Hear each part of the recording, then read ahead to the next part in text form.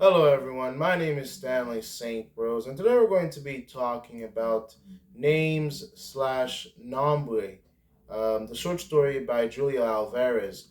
Now, before I go into summary analysis of this work, please remember to leave a like, subscribe, and/or comment so that the channel can continue to grow. Now, this work is a very interesting work. Julia Alvarez here, she gives us an account of her family leaving the Dominican Republic and coming to the United States and adjusting to life in the United States.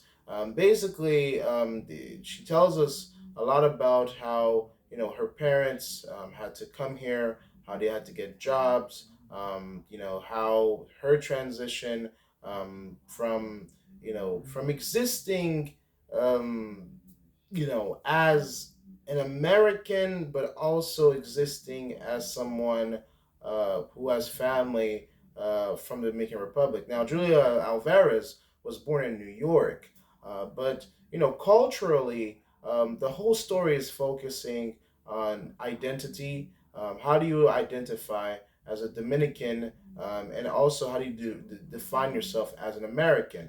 That's why the title of this short story it's names slash nombre. Nombre is name in Spanish, so it's English name and the Spanish the English word for name and the Spanish name. Oh wow, it's the English word for name and the Spanish word for name. So name slash nombres. That's the title of the short story. And so you get both the American and the Spanish word for name, which is very important because this is the whole short story. That's what it's about. It's this young girl, her family, her siblings, and their double identity of being Americans and also being Hispanic, which is quite interesting because it's kind of like the same way that the name in English is first before the name in Spanish in the title is second, is in many ways is how the story is represented. In the story, we see this flip from English to Spanish, identity, a flip from Spanish to English culture. We see how people call her. And throughout this work, this is a time in America. We're looking at the 1950s where, immigrants had to work hard to fit in America, especially in New York, where the family lived. They had to work hard to fit in. A lot of people mispronounce Julia Alvarez's name. They mispronounce her father's name, even like when they were coming into the country. When you're going through customs and they have to, ask you questions. They're mispronouncing their names. There's a bunch of errors in how they say words. And so this short story focuses on basically their the way that people treat them, the way that people speak to them, the way that their English you know is interpreted, and also the awkwardness sometimes because Julia Alvarez, she talks about how her family can be very embarrassing, the dynamic between her siblings, her older cousins, her parents, and how she has so much family that whenever she goes around, to other people, it's always stressful to introduce your family and to figure out a way to fit in. So Julia Alvarez, throughout this whole work, she gives us little excerpts and little stories about how sometimes it was really hard for her to fit in at school. She has an extremely long name that has lots of names in it, and people don't understand why the names are so different and so not like Americans name, because like again in the 1950s, you have Americans naming their kids James and John and Susie and Sally. The average American names for white people. But Julia Alvarez here, she's Hispanic. You're getting Hispanic names. It didn't quite fit in. So this really gives us an account of Hispanics, trying to fit in the United States. The immigrant experience is not an easy one. This work really focuses on the immigrant experience, and it's not an easy one. The immigrant experience is a lot of times it's not fitting in, not understanding what's going on, problems with your language, problem with connecting with other people, people seeing you as an outsider, even though you were born in New York. Now, Julia Alvarez, she was born in New York. She is an American, but because she looks Hispanic, because she looks foreign, Americans see her as foreign. They don't just see her as an American, where when Americans are not just white people. It's whoever is born in America. Those are Americans. And so when you see a Hispanic person, a black person, a green person, a blue person, whatever color you see, if that person was born in the United States, that makes them an American. So the idea that only white people are Americans, that's a stereotype that or that's a yeah, that's a stereotype, and that's something that a lot of people believe in, because automatically, whenever someone will say American, usually a lot of people will imagine a white individual when an American could be any individual. And so Julie Alvarez here, Julia Alvarez here, she has to go through all of this. When people ask her where she comes from, when people ask her about her family, when people ask her about her goals in life, it's always the American identity versus the Spanish identity.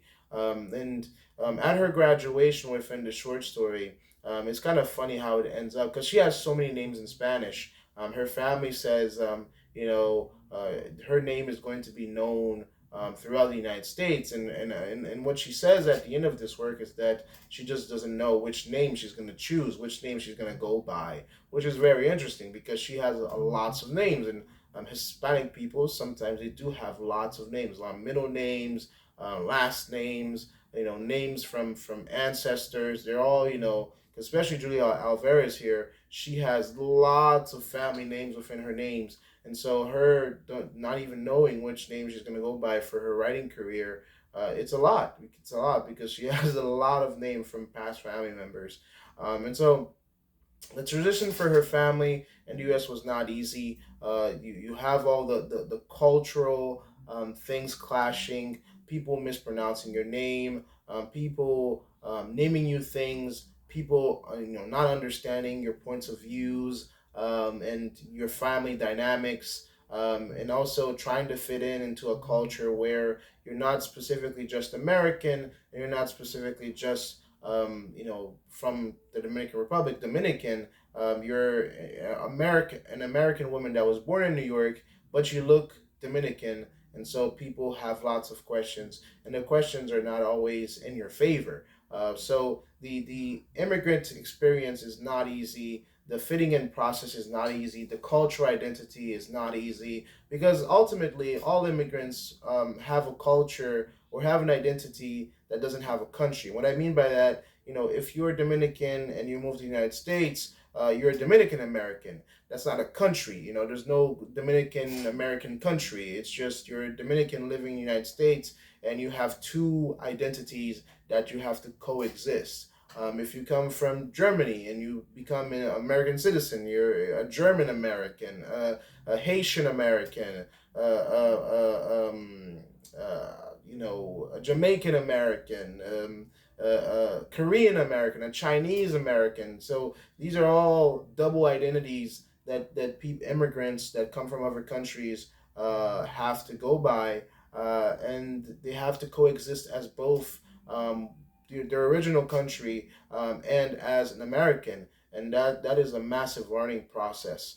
In terms of deeper meaning here, this work really just looks at the nuances, the close tailings of what happens when you come from another country into the United States. First, you have a period where you don't know what's going on, you don't fit in, people look at you funny, people mispronounce your name. Then you go through this process of speaking English, of fitting in, of people not allowing you to be a part of their groups and singling you out. And there's several points where Julia Alvarez in this story where she felt uncomfortable, where she felt out of place. or where she felt, people were just, not right by her because of her dual identity of being both, Dominican and American. And again, a lot of immigrants will understand this dynamic, this reality, because all immigrants that come from other countries, they face the same thing.